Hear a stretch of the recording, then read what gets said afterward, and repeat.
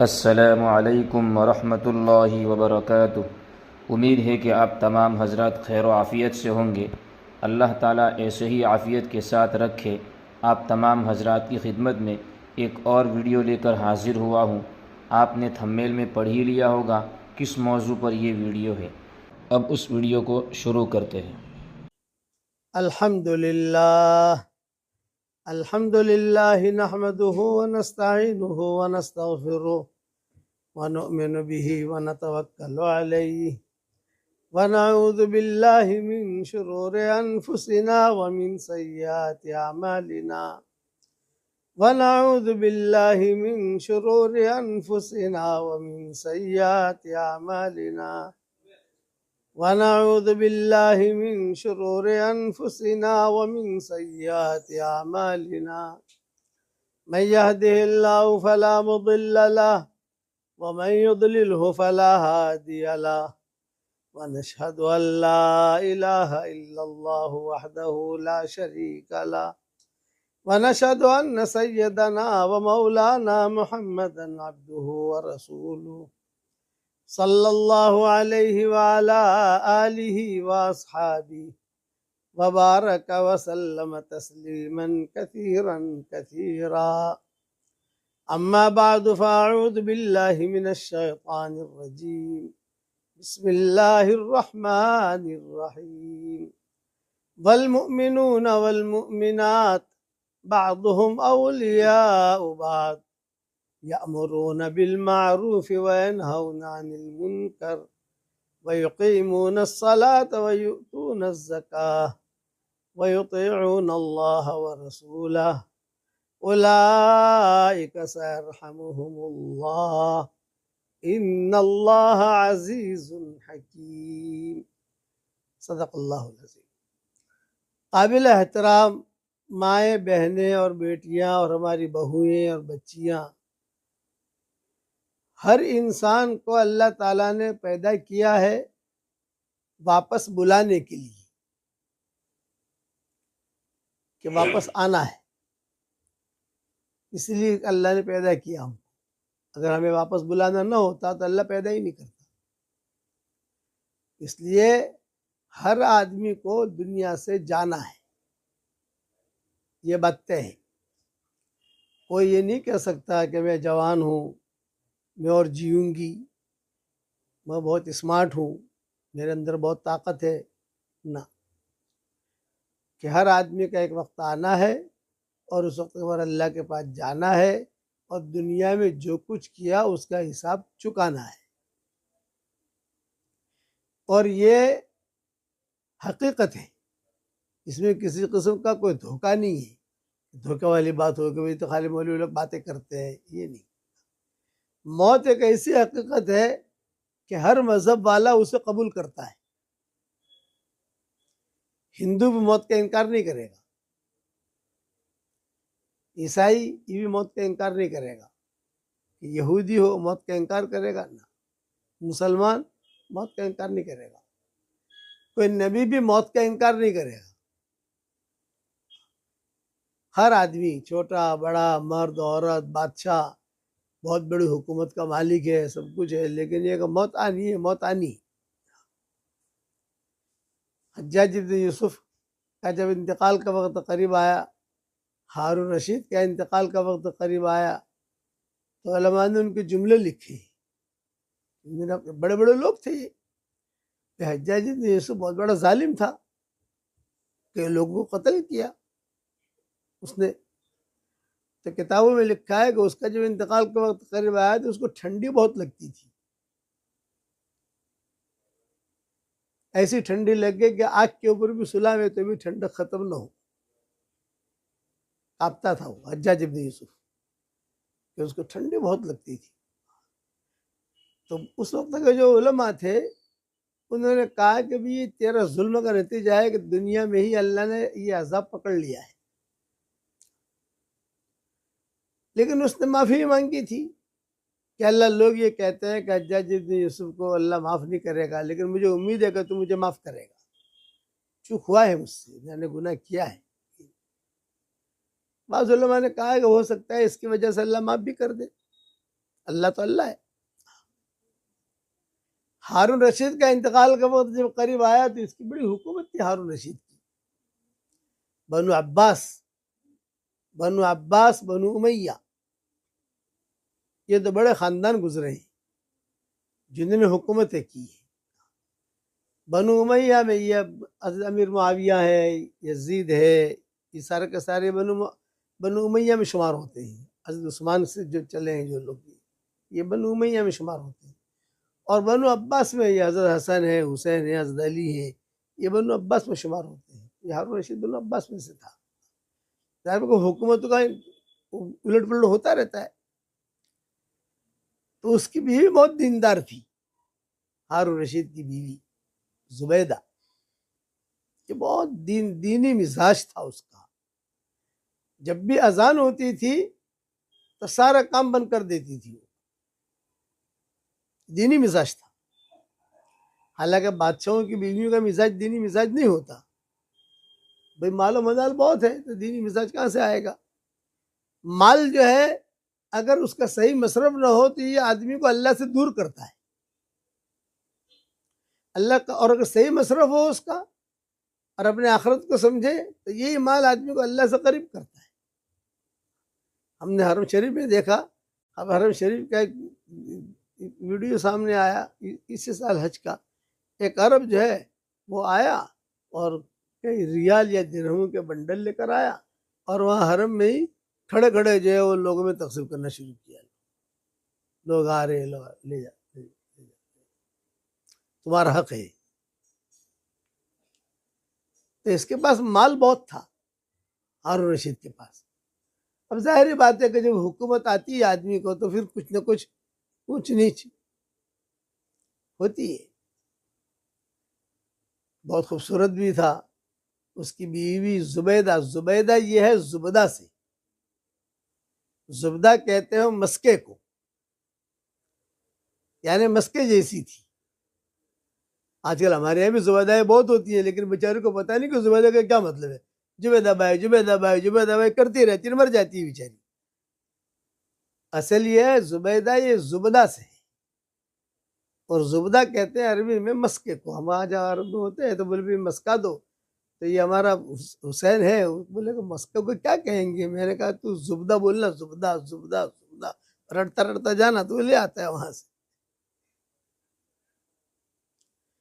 یہ دینی مزاج تھا اس کا. تو ہارون رشید کے انتقال کا وقت جب قریب آیا تو ہارون رشید نے سارے اپنے امراء کو جمع کیا، سارے وزراء کو جمع کیا. اسے سمجھ میں آ گیا کہ میں مرنے والا ہوں. خدا کا نظام ایسا ہوتا ہے کہ آدمی کا انتقال کا وقت جب قریب آتا ہے تو کچھ بیماریاں ایسے لگ جاتی ہیں، کچھ خواب ایسے دیکھنے لگتا ہے، سمجھ جاتا ہے کہ اب میرا دنیا سے جانے کا وقت ہے. لیکن یہ کون ہوتا ہے کہ جو صالح ہوتا ہے نیک، تو اللہ اس کا انتظام کرتا ہے کہ چلو تمہارا دنیا سے جانے کا وقت ہے، تیاری کرو، معافی مانگو، یا جو ہے کوئی قرضہ ادا کرنے کا فکر کرو، یا تمہارا جو ذمے کوئی کام ہے تو کام کرو. مرنے کے بعد تو آدمی نہیں کر سکتا. اور اگر کوئی گنہگار ہوتا ہے تو وہ اور زیادہ اپنے آپ کو مشغول کرتا ہے. گنہگار غفلت میں اور پڑتا ہے، پلاننگ کرتا ہے یہ کرنے کی اور اچانک اللہ اسے پکڑ لیتا ہے. تو یہ اس کی بیوی دیندار تھی ہارون رشید کی. اسی لیے اس نے اپنے زمانے میں ہارون رشید سے کہا تھا کہ میں تیری بیوی ہوں، ٹھیک ہے، اور تو نے مجھے پیار بھی بہت دیا ہے. اولاد بھی ہوئی تھی اس کی ہارون رشید کی سے زبیدہ کی، اور کبھی کبھی انبن بھی ہوتی تھی، لڑائی بھی ہوتی تھی دونوں کی، ہارون رشید کی اور یہ زبیدہ کی لڑائی بھی بہت ہوتی تھی. تو قاضی یوسف جو تھے امام ابو یوسف کے شاگرد، یہ آ کر صلح کراتے تھے. تو قاضی یوسف بڑے قاضی تھے، تو ہارون رشید بھی اپنے ہاتھ میں رکھتا تھا اور زبیدہ بھی اپنے ہاتھ میں رکھتی تھی. سمجھ گئے نا، بڑا جج ہوتا ہے تو ہاتھ میں رکھتے ہیں. تو یہ قاضی یوسف جو تھے، لیکن یہ تھے بڑے آدمی، بہت، یعنی اللہ تعالیٰ نے بہت اونچا نوازا تھا ان کو، قاضی ابو یوسف کو. تو یہ زبیدہ بھی ان کو اپنے ہاتھ میں رکھتی تھی، کوئی کام ہو تو فوراً، واٹس ایپ تو تھا نہیں لیکن باندھی کو بھیجتی تھی، دیکھو آج یہ ذرا ہارون رشید کا موڈ ایسا ہے، آج اس نے جملہ کہا ہے، آج یہ ہوا ہے، آج یہ ہوا ہے۔ ایک مرتبہ دونوں کی لڑائی ہو گئی ہارون رشید کی اور یہ زبیدہ کی، اور اس نے کوئی طلاق کے جملے کہہ دیے ہارون رشید نے، اور کہا کہ میرے ملک میں رات مت گزارنا۔ اب اس کی حکومت تو تاشکند تک تھی، سمجھ چائنا تک تھی، ہارون رشید کی حکومت چائنا تک پہنچ گیا تھا وہ، یعنی اس کے ماتحت میں اس کے بھی کچھ علاقے تھے۔ میرے ملک میں رات گزارنے کی تجھے اجازت نہیں ہے، خلاصہ کلام یہ، میں جس چیز کا مالک ہوں اس میں تجھے رات گزارنے کی اجازت نہیں ہے، بس آپ سمجھ گئے نا، بڑی بات ہو گئی، تو نکل یہاں سے۔ اور کب کہا اس نے ظہر بعد کا؟ سورج غروب ہونے سے پہلے پہلے میری ملکیت چھوڑ دے۔ اب عورت کہاں جاوے، پریشان، چائنا تک تیری تو حکومت ہے یار، یوں جاؤ تو 5,000 کلومیٹر، یوں جاؤ تو 5,000 کلومیٹر کو تم مالک ہے، 5,000 کلومیٹر کا تم مالک، یہ تم مالک ہے، کیسے؟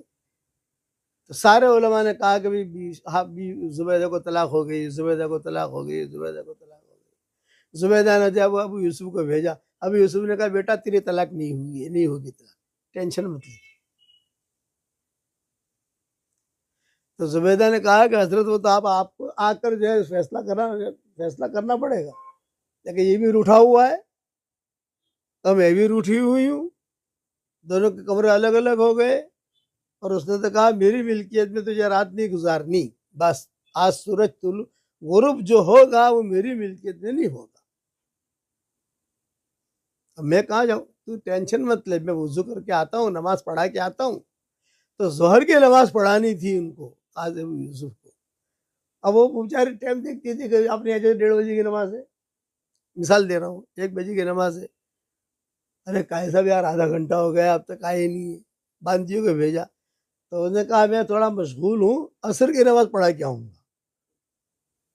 تو ٹینشن اور بڑھ گیا، اب ارے عصر کی نماز پڑھا کے آؤ گے تو میرا تو چیسڑے ہو جائیں گے میرے، تو جب تک فیصلہ، اور سارے علماء کیا کہتے ہیں، طلاق ہو گئی، لیکن اس نے کہا میری ملکیت میں تیری رات نہیں گزرنی چاہیے، جس چیز کا میں مالک ہوں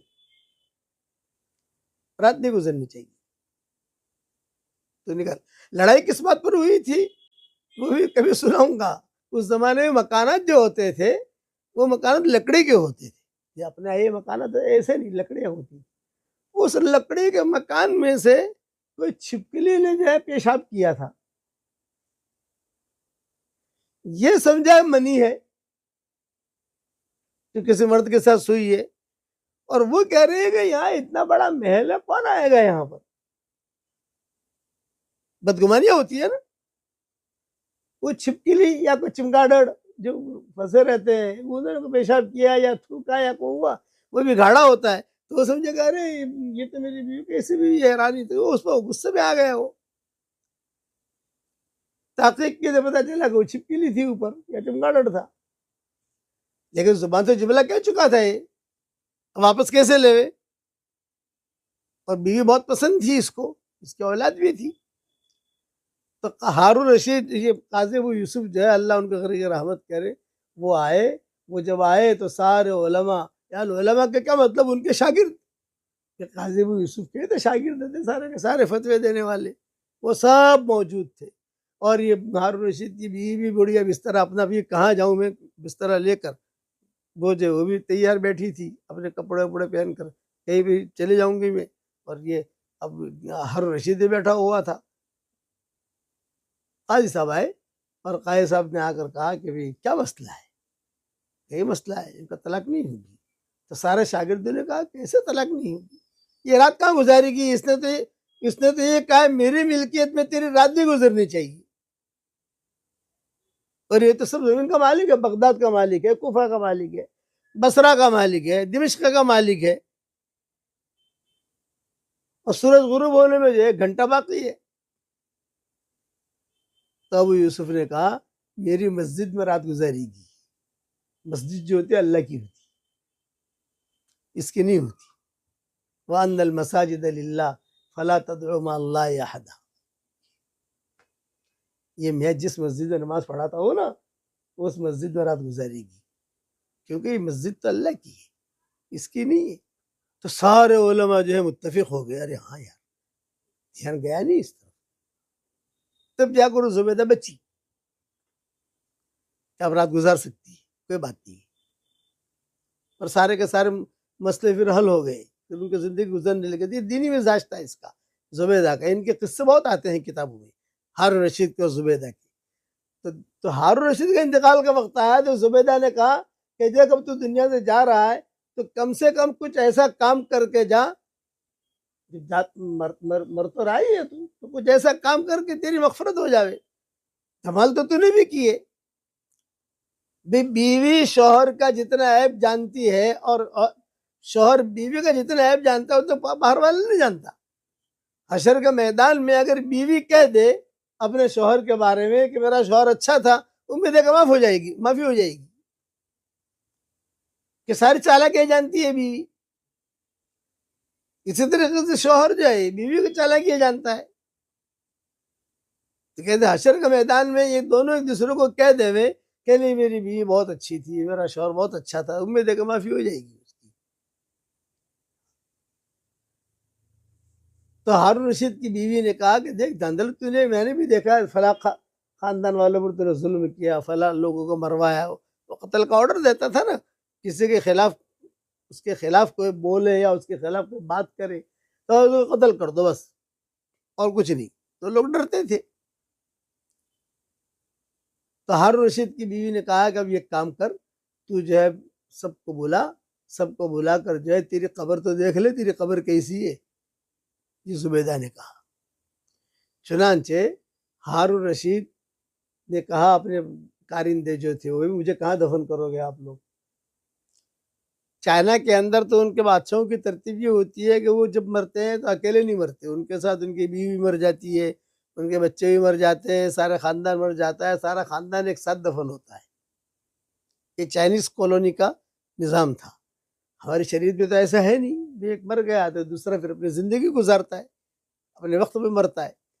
تو یہ ہارون رشید نے کہا میں سب کو جو قبر کیا مطلب تیرا ہے کہ تو دیکھ تو لے تیری قبر، شاید قبر دیکھ کر تجھے جو ہے یہ ندامت آ جاوے، کوئی آنسو نکال آوے. ابھی تو امید پر بیٹھا ہے کہ میں زندہ رہوں گا. اچھا ٹھیک ہے. قبر کھودنے والے کے پاس گئے، لوگوں کبھی کہاں قبر کھودو گے، بادشاہ سلامت کی گئی یہاں پر. چنانچہ وہاں جو ہے قبر کھودی گئی اور سب کچھ رکھا گیا، سارے کے سارے علماء بھی جمع ہوئے. یہ بھی ہارون رشید بھی آ گیا، اس کو بھی اسٹیچر پر ویل چیئر پر جو بھی لے کے آئے. زبیدہ بھی آئی. جب اس نے اپنی قبر دیکھی ہارون رشید نے تو اس کی آنکھوں میں آنسو نکلے. یہ ندامت کے آنسو تھے. اور ایک جملہ کہا، ایک جملہ یہ کہا کہ مجھے اس وقت یقین نہیں تھا کہ میں اس کے اندر مروں گا، یعنی اس کے اندر جاؤں گا، یہ مجھے یقین نہیں تھا. بڑے محل میں رہنے والا آدمی اور اب یہ جگہ مل رہی ہے. پھر قرآن کی اس نے آیتیں پڑھی، فَأَمَّا مَنْ أُوتِيَ كِتَابَهُ بِيَمِينِهِ فَيَقُولُ هَاؤُمُ اقْرَءُوا كِتَابِيَهْ إِنِّي ظَنَنْتُ أَنِّي مُلَاقٍ حِسَابِيَهْ فَهُوَ فِي عِيشَةٍ رَاضِيَةٍ فِي جَنَّةٍ عَالِيَةٍ قُطُوفُهَا دَانِيَةٌ كُلُوا وَاشْرَبُوا هَنِيئًا بِمَا أَسْلَفْتُمْ فِي الْأَيَّامِ الْخَالِيَةِ وَأَمَّا مَنْ أُوتِيَ كِتَابَهُ بِشِمَالِهِ فَيَقُولُ يَا لَيْتَنِي لَمْ أُوتَ كِتَابِيَهْ وَلَمْ أَدْرِ مَا حِسَابِيَهْ يَا لَيْتَهَا كَانَتِ الْقَاضِيَةَ مَا أَغْنَى عَنِّي مَالِيَهْ هَلَكَ عَنِّي سُلْطَانِيَهْ.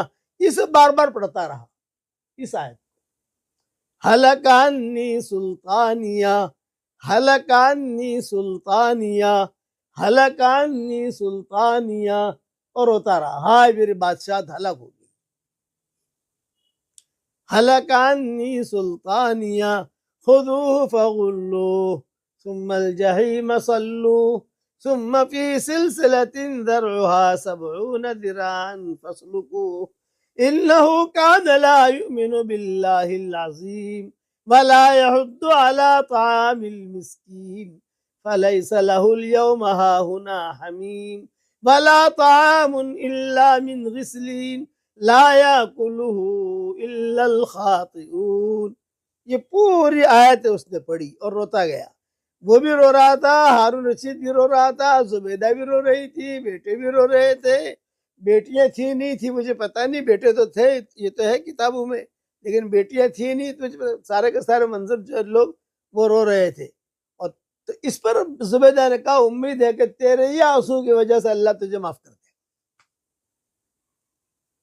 کہ تیرے یہ آنسو کی وجہ سے اللہ تجھے معاف کرے گا. اما من اوتی کتابہ بیمینہ فیقول ہاؤم اقرؤوا کتابیہ. حشر کے میدان میں نامہ اعمال کو اڑایا جائے گا. اس کا ترجمہ کر رہا ہوں میں سورہ الحاقہ میں 29 پارے میں، کہ حشر کے میدان میں نامہ اعمال کو اڑایا جائے گا. جو دیندار مرد ہوں گے، دیندار عورتیں ہوں گی، ان کے داہنے ہاتھ میں نامہ عمل جائے گا، بائیں ہاتھ ان کا شل ہو جائے گا، لقمہ لگ جائے گا. جیسے کہتا ہے نا غارب آئے اڑے گا تو میں یوں کر کے لے لوں گا، یہ کر لے لوں گی. وہاں چالاکیاں نہیں چلے گی، چالاکیاں دنیا کی حد تک ہے، وہاں پر نہیں. اس لیے کہتا ہے کہ داہنا ہاتھ ہی چلے گا وہاں. دیندار ہے اس لیے دانا ہاتھ، بے دین ہے تو بائیں ہاتھ چلے گا، دانا ہاتھ ختم ہو جائے گا. دیندار ہے تو دانا ہاتھ چلے گا، بائیں ہاتھ ختم ہو جائے گا. سمجھ لو کہ ٹوٹ گیا، وہ کچھ کام نہیں کرے گا. اس کو اللہ قرآن میں کہتے ہیں فَأَمَّا مَنْ أُوتِيَ كِتَابَهُ بِيَمِينِهِ فَيَقُولُ هَاؤُمُ اقْرَءُوا كِتَابِيَهْ. جس کے داہنے ہاتھ میں نامہ اعمال آیا تو وہ کہے گا، وہ زور زور سے اعلان کرے گا، زور زور سے اعلان کرے گی. ہماری سورت کی بہن ہوگی، سورت کی دیندار لڑکی ہوگی، سورت کے دیندار آپا ہوگی، سورت کی دیندار عورت ہوگی، لیکن دیندار ہونی چاہیے. دیندار بنو اور حقیقی دیندار بنو، بے دین دیندار مت بنو. یہ میرا جملہ یاد رکھنا. آج کل بے دین دیندار بہت ہیں. کپڑے دینداروں کے، کپڑے آپاؤں کے، برقع بھی آپاؤں کا، تصویر بھی آپاؤں کی، اور چہرہ بھی آپاؤں کا، اور باتیں بھی بڑی میٹھی میٹھی کریں گی، تقریریں کریں گی، لیکن زندگی میں دین نہیں ہے. اسے کہتے ہیں بے دین دیندار. امت کو جو نقصان پہنچا ہے بے دین دیندار مردوں سے اور بے دین دیندار عورتوں سے نقصان پہنچا ہے.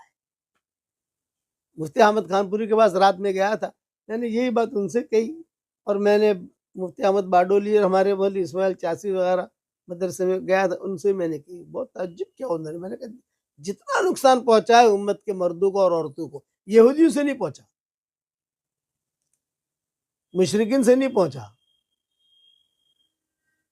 یہودیوں سے پہنچا، نصارہ سے کرنا، نہ شیعوں سے پہنچا کرنا، بے دین دینداروں سے. کپڑے دینداروں کے ہیں اور زندگی میں دین نہیں ہے. یہ پورے کے پورے ماحول کو اجاڑ دیتے ہیں، ہلاک ہو جاتا ہے. تو یہ زبیدہ جو تھی یہ دیندار تھی، اس کا مزاج میں دین تھا. اس کے قصے بہت آتے ہیں. نہر زبیدہ بنوائی، دیکھو اس نے، اسی نے بنوائی نا. کئی مساجد بنائی اس نے، حالانکہ عورت تھی، اللہ نے دیا تھا اس کو. تو حشر کے میدان کی یہ آیتوں کا میں ترجمہ کر رہا ہوں. دیکھو حشر کے میدان میں جانا ہے اور اللہ کے سامنے کھڑا ہونا ہے، یہ یقینی ہے. وہاں کوئی چالاکی، کوئی ہوشیاری، کوئی عقل مندی، کوئی کوچ چلے گا نہیں. آنکھوں میں آنکھیں ڈال کر اللہ پوچھے گا کہ میری بندی کیا لے کر تو آئی. تم کہو گے کہ میرا شوہر جو ہے دیندار تھا، ذرا میرے شوہر کو بلا لاؤں، میرے پیر صاحب کو بلا لاؤں، استاد کو بلا لاؤں. اللہ کہیں گے نہیں، آپ بتاؤ آپ نے کیا کیا ہے.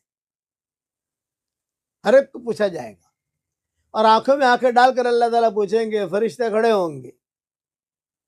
جھوٹ نہیں بول سکتی، جھوٹ بولے گی تو اللہ تعالیٰ زبان پر لگام لگا دیں گے. ہاتھ کو کہیں گے بتا تو نے کیا گناہ کیے؟ ہاتھ کہے گا میں نے چوری کی تھی، ہاتھ بولے گا. تو یہ وہ وقت آنے والا ہے آخرت کا، اس کی تیاری کرنی ہے دنیا کے اندر، اور تیاری کا وقت یہی ہے. فَأَمَّا مَنْ أُوتِيَ كِتَابَهُ بِيَمِينِهِ فَيَقُولُ هَاؤُمُ اقْرَءُوا كِتَابِيَهْ. داہنے ہاتھ میں نامہ اعمال ہوں گے تو کہے گا کہ ہاں میرا نامہ اعمال پڑھو، میرا نامہ اعمال پڑھو، میرا نامہ اعمال پڑھو. انی ظننت انی ملاق حسابیہ، مجھے یقین تھا کہ حساب کتاب دینا ہے. فَهُوَ فِي عِيشَةٍ رَاضِيَةٍ، وہ خوشی والی زندگی میں ہوگا. فی جنت عالیہ، اونچی اونچی جنتوں میں ہوگا. قطوفہا دانیہ، اس کے پھل نیچے نیچے لٹک رہے ہوں گے. یہ دیندار تھا، دیندار تھی، دیندار تھا. اور کیا کہا جائے گا؟ کُلُوا واشربوا ہنیئا بما اسلفتم فی الایام الخالیہ. کھاؤ پیو مزے کے ساتھ رہو، دنیا کی زندگی میں تم نے بہت اچھے کام کیے تھے، اب یہ تمہارا بدلہ ہے، جاؤ جنتوں میں جاؤ، کوئی ٹینشن نہیں. اور بے دین ہوا، نمازیں نہیں پڑھی، چوریاں کی، غیبتیں کی، بہتان باندھے، بہت زبان چلی، شوہر کو بھی ستایا، ساس کو بھی ستایا، ساس نے بیوی کو بھی ستایا، بہو کو بھی ستایا. زندگی چالاکیوں کے اندر گزری، اللہ کے احکامات کو توڑنے میں گزری. نماز پڑھی تو کیا، نماز نہ پڑھی تو کیا، قرآن پڑھا تو کیا، قرآن نہ پڑھا تو کیا، اپنے دین کو بیچا. اس کا اللہ تذکرہ کرتے ہیں. وَأَمَّا مَنْ أُوتِيَ كِتَابَهُ بِشِمَالِهِ فَيَقُولُ يَا لَيْتَنِي لَمْ أُوتَ كِتَابِيَهْ. جس کے بائیں ہاتھ میں نامہ اعمال آیا تو وہ کہے گا کہ ہائے مجھے نامہ اعمال نہ ملتا تو اچھا تھا. أَمَّا مَنْ أُوتِيَ كِتَابَهُ بِشِمَالِهِ فَيَقُولُ يَا لَيْتَنِي لَمْ أُوتَ كِتَابِيَهْ وَلَمْ أَدْرِ مَا حِسَابِيَهْ. مجھے پتہ نہیں تھا کہ مجھے حساب دینا ہے. یہ وَلَمْ أَدْرِ مَا حِسَابِيَهْ يَا لَيْتَهَا كَانَتِ الْقَاضِيَةَ مَا أَغْنَى عَنِّي مَالِيَهْ هَلَكَ عَنِّي سُلْطَانِيَهْ. مجھے پتہ نہیں تھا کہ میرے سامنے حساب کتاب بھی آئے گا. میرے مال نے مجھے کوئی فائدہ نہیں دیا، میری بادشاہت بھی ختم ہو گئی، میں بھی ختم ہو گیا، سب کچھ. کہا جائے گا، اللہ تعالیٰ کہے گا. ہمارے مفتی عبدالرزاق تھے بھوپال والے، جب وہ آیت پڑھتے تھے، ہمارے والد صاحب رحمۃ اللہ علیہ یہ آیت عام طور سے بھوپال کے اجتماع میں پڑھتے تھے. ویسے ہر اجتماع میں پڑھتے تھے، لیکن بھوپال کے اجتماع میں ان کا ٹون الگ ہوتا تھا. تاج المساجد میں اس وقت اجتماع ہوتا تھا، اب تو تاج المساجد میں نہیں ہوتا، کسی جگہ جنگل میں لے گئے ہیں. لیکن یہ آیت پڑھتے تھے تو اس آیت پہ بہت روتے تھے کہ حشر کے میدان میں یہ بے دین آدمی یہ اپنی ہر چیز کا انکار کرے گا. اپنے فلٹ کا بھی انکار کرے گا، اپنی ڈگری کا بھی انکار کرے گا، اپنی بادشاہت کا بھی انکار کرے گا، اپنی طاقت کا بھی انکار کرے گا، اپنی صلاحیت کا بھی انکار کرے گا کہ میں نے کچھ نہیں کیا. پھر اللہ تعالیٰ کہیں گے اس کو پکڑو، توق پہناؤ، اسی جہنم میں داخل کرو.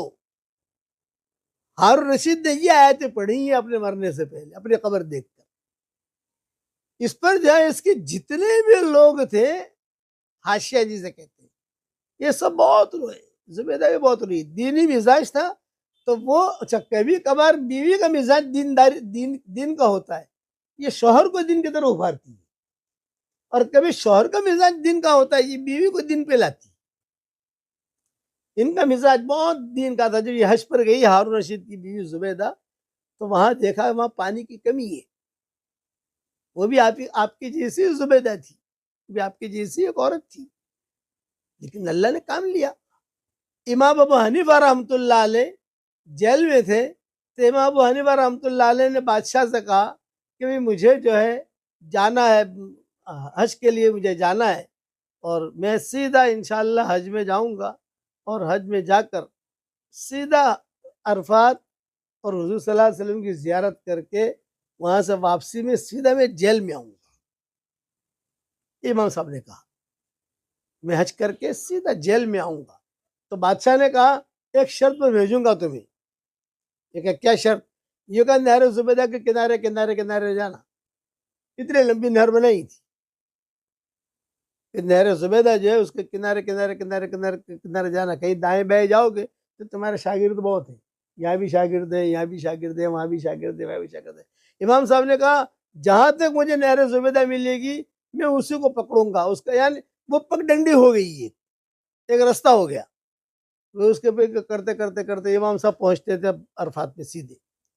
مکہ مکرمہ میں اب بھی کئی جگہ ہے جہاں لکھا ہوا ہے نہر زبیدہ. اب بھی اب تو نہر سوکھ گئی، لیکن اس نے اس وقت میں جو کام کیا، جب یہ دیکھا گیا پانی کی کمی ہے، حاجی آتے ہیں، یہ آتے ہیں، بڑے پریشانیاں ہیں، تو اس نے جو ہے بڑے بڑے لوگوں کو بلایا، چونکہ رانی تھی، اور لوگوں کو بلا کر کہا بھی یہ پانی کی کمی ہے یہاں زمزم میں بھی کچھ وقت کے لیے زمزم کا کنواں بھی خشک ہو رہا تھا، ایک دم فراوانی سے پانی نہیں نکل رہا تھا، یعنی کافی نہیں ہوتا تھا وہ پانی. تو اس نے سب کو بلایا، تو وہ تو کبھی میں ایک نہر کھدوانا چاہتی ہوں. ہمارے یہاں تو دجلہ ہے، وہاں تو جو فرات ہے ان کے یہاں تو بڑی بڑی نہریں ہیں، اور یہاں نہریں نہیں ہیں. تو ویسے نہر کھودنا چاہتی ہوں کہ حاجی کو تکلیف نہ ہو. تو انہوں نے کہا کہ یہاں نہر نہیں کھود سکتی. یہ کیوں نہیں کھود سکتی؟ یہ کہا بہت خرچہ ہوگا. تو بتاؤ کیا خرچہ ہوگا؟ انہوں نے کہا کہ ایک پھاوڑا مارنے پر 1000 دینار، یعنی 1000 سونے کے سکے. ایک پھاوڑا مارو 1000 سونے کا سکہ، دوسرا پھاوڑا دوسرا مارو.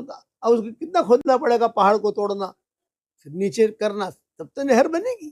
اس کے بعد جو ہے وہ پانی سامنے سے کنیکشن ہوگا، کنیکشن ہو کے پھر جو ہے پانی آئے گا. یہ ترتیب ہے. سارا خرچہ اس نے برداشت کیا، سارا خرچہ. اور کتابوں میں لکھا ہے کہ ایک بس یہ کی دعا کرتی تھی کہ اللہ میں حرم شریف میں پانی کو دیکھ لوں، یعنی میں نے جو نہر کھدوائی ہے تو پانی کو دیکھ لوں، تو اس سے یعنی پانی دیکھ لوں، میری اتنی تمنا ہے. مجھے جو اس سے پہلے میری موت نہ آ گئی، بس یہ میری خواہش ہے. میں پانی جا کے دیکھوں اور دیکھوں کہ لوگ جو ہے فائدہ اٹھا رہے ہیں، لوگ پانی پی رہے ہیں. چنانچہ کتابوں میں لکھا ہے کہ پانی نکلنے لگا، پانی آنے لگا، نہر بن گئی، لوگوں میں مشہور ہو گیا نہر زبیدہ. آج بھی اسی نام سے بورڈ لگے ہیں نہر زبیدہ. اب تو وہ بورڈ بھی گھس گئے کہ کوئی دھیان بھی نہیں دیتا اس طرف کہ نہر زبیدہ نہر زبیدہ. تو اس نے ترتیب یہ بنائی تھی، اونٹوں پر پیسہ بھیجتی تھی. اونٹ آخر تک اونٹوں کی جو ہے وہ ترتیب ہوتی تھی. اس زمانے میں چیک تو ہوتے نہیں تھے، سکے جو ہے وہ اونٹوں کے اوپر آتے تھے اور یہاں جمع ہوتے تھے مکہ مکرمہ میں. اور جہاں جہاں کام ہوتا تھا وہاں مینیجر لوگ ان کو ان کی تنخواہیں دیتے تھے اور کرتے تھے. جب مکمل ہو گئے تو یہ لوگ حساب لے کر پہنچے.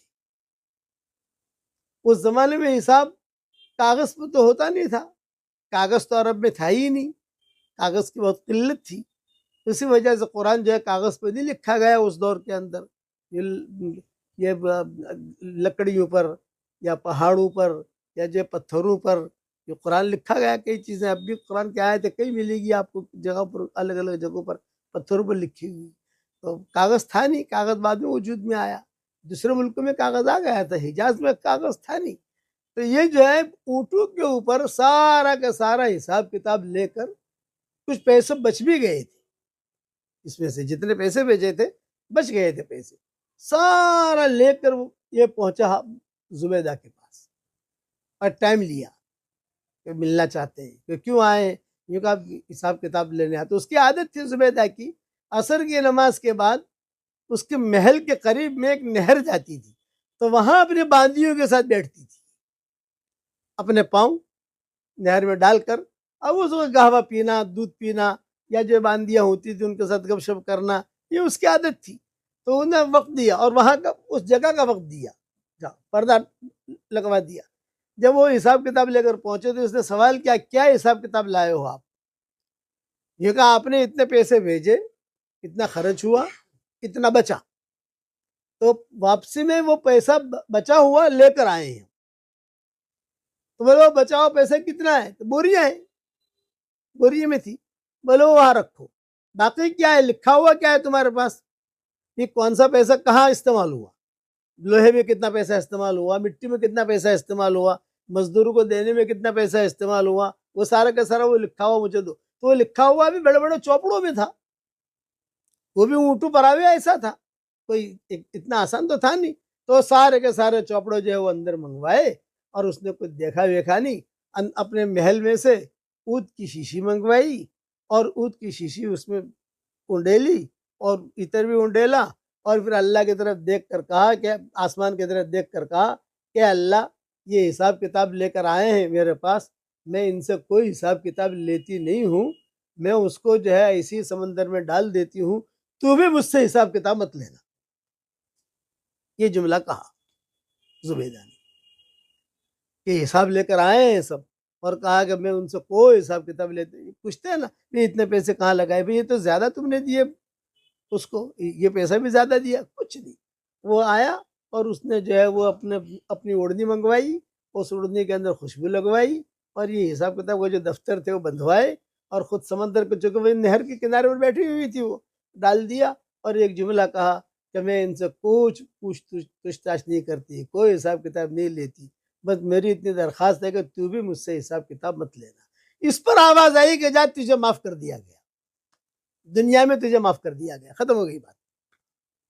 जब ऐसे अम्मल बाकी, वो उलमा थे, बड़े बड़े लोग थे, उनको अम्मल बाकी, पैसे बहुत बचे, उसका क्या करना, फिर ये बाकी पैसे जो है ये हरमैन शरीफैन के फुकारा पे लगा दिए जाए, वापस ले जाए।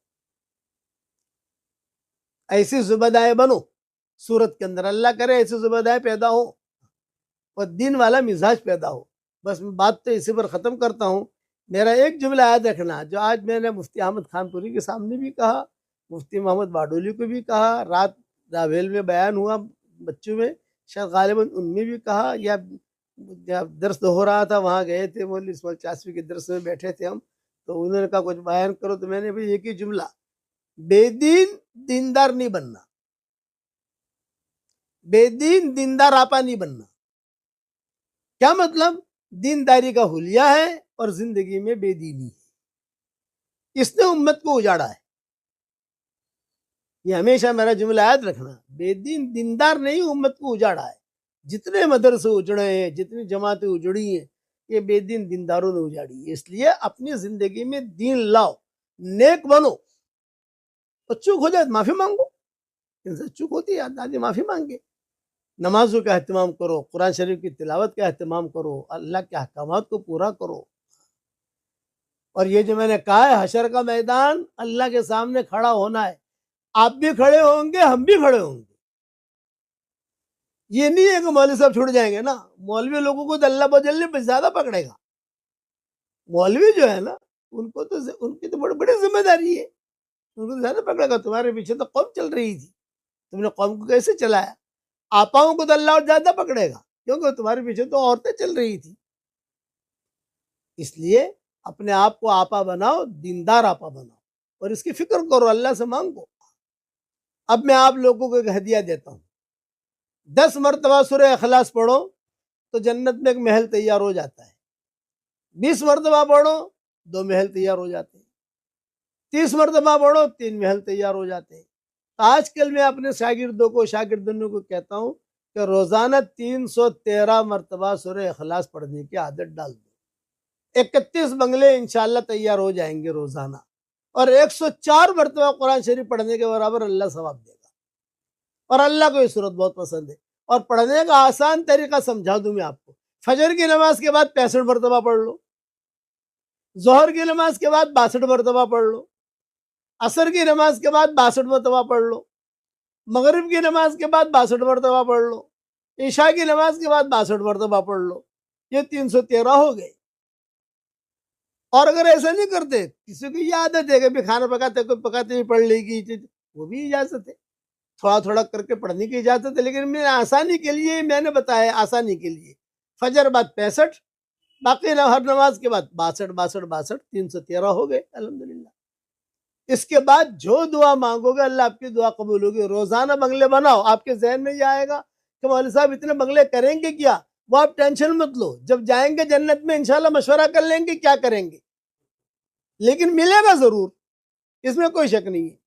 दूसरा, کہ آج کل لوگ جو ہے گھروں میں بہت پریشانیاں ہیں، لڑکیوں کی شادیاں نہیں ہوتی، میاں بیوی میں اتفاق نہیں ہے، اور بدگمانیاں اور جادو، اور جادو ہوتا نہیں ہے لیکن دماغ میں جادو گھسا ہوا ہے، تو کہیں نہ کہیں کرا بھی دی دوچے مول صاحب، کہیں نہ کہیں کرا بھی دی دوچے آپ۔ اچھا آج کل کا دور ایسا ہے کہ کسی کی طرف اگر کوئی تھوڑا سا گھر کے دیکھو بھی نا تو بھی کہے گا مارا کیا جوئے سے مارا طرف آ، ارے بھائی وہ تو انسان ہے دیکھتا ہے۔ تو اس کا آسان میں نسخہ بتاتا ہوں آپ کہ آپ ہر گھر میں ہر کمرے میں 4 کونے ہوتے ہیں، تو چاروں کونوں میں ایک ایک مرتبہ آیت الکرسی پڑھ لو، دن میں ایک مرتبہ پڑھ لو، رات کو ایک مرتبہ پڑھ لو اور دم کر دو ایک ایک مرتبہ۔ زیادہ سے زیادہ آپ کا وقت لگے گا 5 منٹ کا، زیادہ نہیں لگے گا، لیکن یہ پریشانی سے نجات مل جائے گی انشاءاللہ۔ جس گھر میں آیت الکرسی پڑھی جاتی ہے اس گھر میں شیطان نہیں آتا، جادو کا اثر بھی نہیں ہوتا۔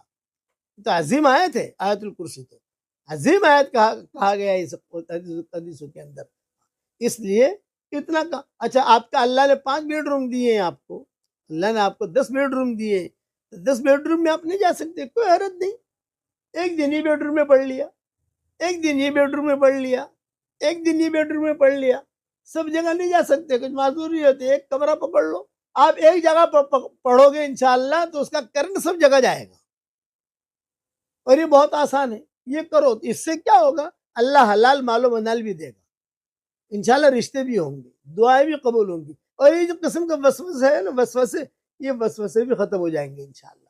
یہ 2 باتیں، اور تیسری بات، جتنی ہماری مائیں بہنیں آئی ہیں آج یہ نیت لے کر اٹھے کہ انشاءاللہ آج کے بعد سے ہمیں نماز نہیں چھوڑنی، مسلمان عورت نماز نہ پڑھے، اور فجر کی نماز عام طور سے ہماری جاتی ہے، حدیث شریف میں آتا ہے جو فجر کی نماز نہ پڑھے شیطان اس کے کان میں پیشاب کر جاتا ہے، بخاری کی حدیث ہے، شیطان پیشاب کر جاتا ہے۔ بتاؤ شیطان کا پیشاب کتنا ناپاک ہوگا؟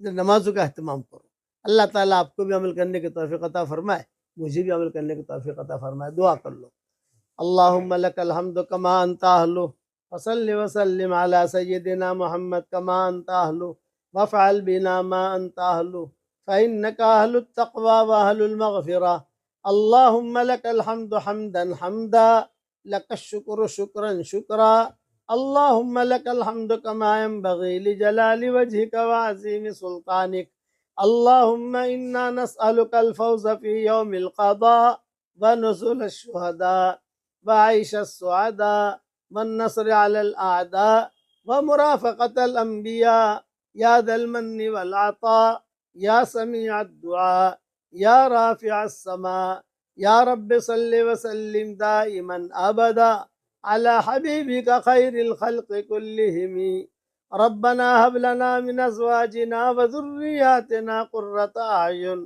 واجعلنا للمتقين إماما، وجعلنا للمتقین اماما۔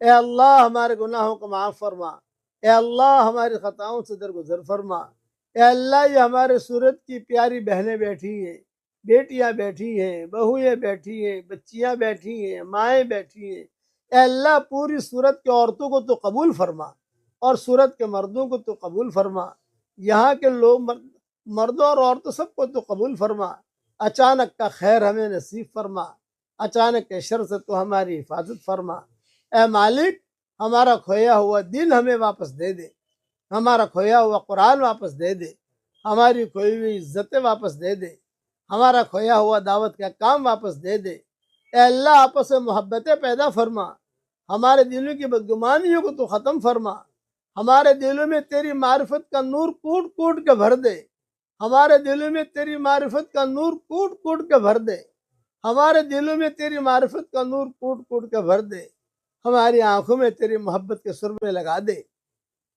ہماری آنکھوں میں تیری محبت کے سرمے لگا دے، اے اللہ ایک دن آئے گا ہم دنیا سے رخصت ہو جائیں گے، آج دوسروں کی موت کی خبریں ہمارے کانوں تک پہنچتی ہیں، اور ایک دن ہمارے موت کی خبر دوسروں کے کانوں تک پہنچے گی، کوئی پانی گرم کر رہا ہوگا، کوئی نہلا رہا ہوگا، کوئی کفن تیار کر رہا ہوگا، کوئی مشک اور عنبر لگا رہا ہوگا، کچھ لوگوں کو کندھوں پر سوار کیا جائے گا، یہ سفر ہوائی جہاز کا نہیں ہوگا، ریل کا اور کار کا نہیں ہوگا، یہ سفر اے اللہ لوگوں کے کندھوں پر ہوگا۔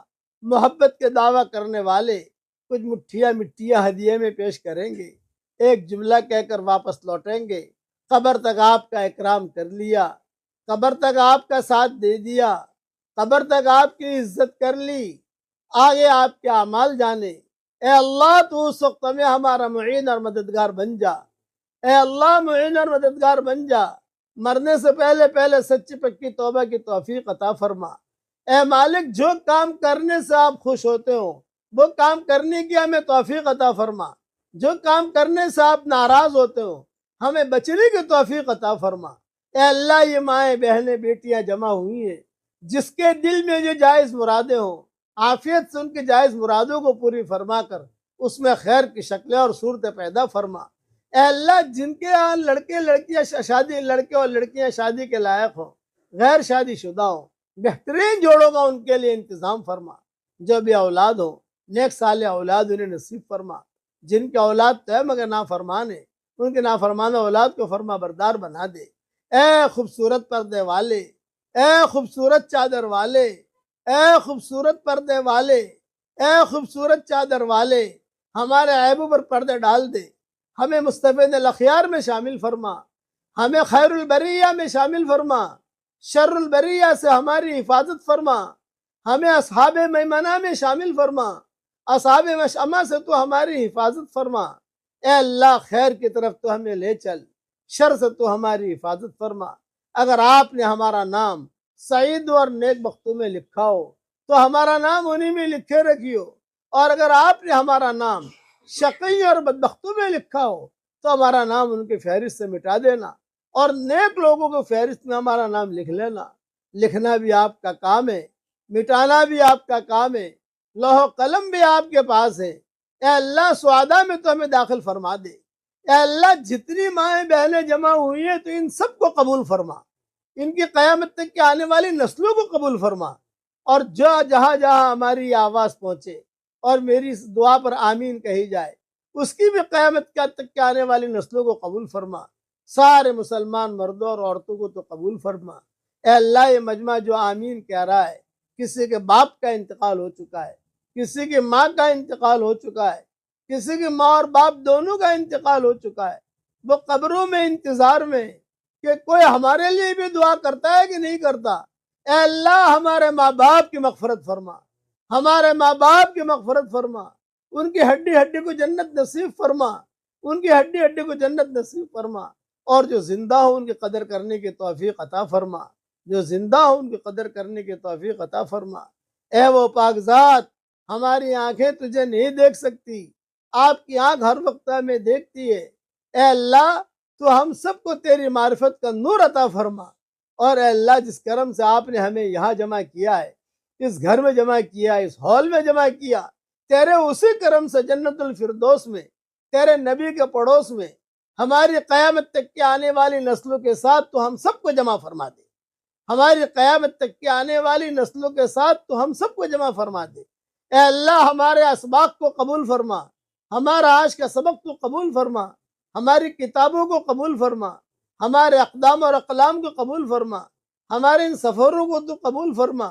رسول اللہ صلی اللہ علیہ وسلم نے جتنی خیر کی لین کی دعائیں مانگی ہوں وہ ساری کی ساری ہمارے لیے مقدر فرما، جن شرور سے پناہ چاہیے ان شرور سے تو حفاظت فرما، اور جس کے دل میں جو جائز مراد ہو عافیت سے ان کے جائز مرادوں کو پوری فرما کر اس میں خیر کی شکلیں اور صورتیں پیدا فرما، اور اپنے فضل و کرم سے ہماری ساری دعاؤں کو قبول فرما۔ سبحان ربک رب العزت عما یصفون وسلام علی المرسلین والحمد للہ رب العالمین۔ اے ہمارے پیارے اللہ، میری تشکیل پر جو روزانہ 313 مرتبہ سورہ اخلاص پڑھنے کی عادت ڈالے، اے اللہ اس کی ساری دعاؤں کو قبول فرما، اس کی ساری جائز مرادوں کو پوری فرما۔ اور اے اللہ بہت عورتیں پریشان ہیں، بہت خطوط آتے ہیں، میسج آتے ہیں، اے اللہ ان کے پریشانیوں کو تیرا علاوہ کوئی نہیں جانتا۔ کوئی جیل میں محبوس ہے، کسی کا شوہر جیل میں ہے، کسی کا بھائی جیل میں ہے، کسی کو کینسر کی بیماری ہے، کسی کو گردے کی بیماری ہے، کسی کو ڈائبٹیز کی بیماری ہے، کسی کو گھٹنوں کی بیماری ہے، کسی کو کمر کی تکلیف ہے۔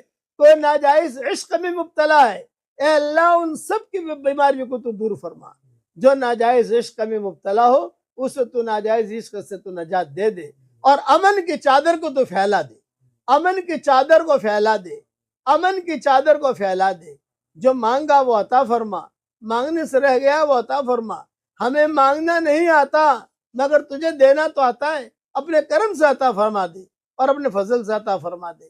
سبحان ربنا رب العزت عما یصفون وسلام علی المرسلین والحمد للہ رب العالمین۔